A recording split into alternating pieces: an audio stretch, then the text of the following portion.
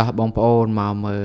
បទបញ្ចប់ការងាររបស់ក្រុមការងារបរិវ៉ាន់យើងដែលយើងធ្វើការតឡើងស្នែងការពារមូសជូនអតិថិជននៅខាងបុរីវិមានភ្នំពេញបាទចំពោះទីតាំងរបស់អតិថិជនពុកម៉ែបងប្អូនអរគ្នាអើយគឺស្អាតខ្លាំងមែនតែនហើយបន្ទាប់ពីគាត់តឡើងស្នែងការពារមូសរបស់កវ៉ាន់យើងទៅ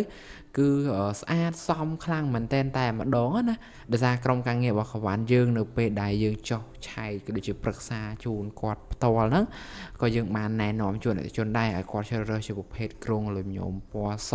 ហើយតឡើងនៅខាងក្នុងចម្រាំងដែកនៅពេលដែលយើងជ្រើសគ្រោងលុយញោមត្រូវជាមួយទីតាំងក៏ជាដេគ័រនៅក្នុងផ្ទះរបស់យើងដែលធ្វើឲ្យបន្ទាប់ពីតឡើងហើយមិនត្រឹមតែការពារជាមួយនឹងសត្វល្អិតមូសប៉ុណ្ណោះទេ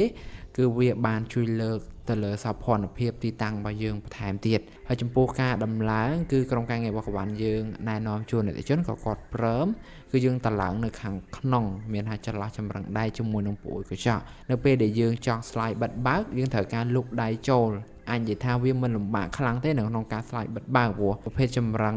ដែកនៃប្រួយរបស់គាត់ហ្នឹងគឺងាយស្រួលនៅក្នុងការលូកដៃទេនៅពេលដែលយើងអត់ចង់ប្រើយើងស្លាយទៅគៀនជំហៀងទៅគឺនិយាយរួមគឺស្អាតតែម្ដងសមជាមួយនឹងផ្ទះរបស់គាត់ដែលមានរចនាបថគឺស្អាតតែម្ដងបាទអញ្ចឹងសម្រាប់ពុកម៉ែបងប្អូនគ្នាដែលកំពុងតែមានតម្រូវការតឡាស្នែងការពារមូសហើយចង់បានក្រុមការងារណាដែល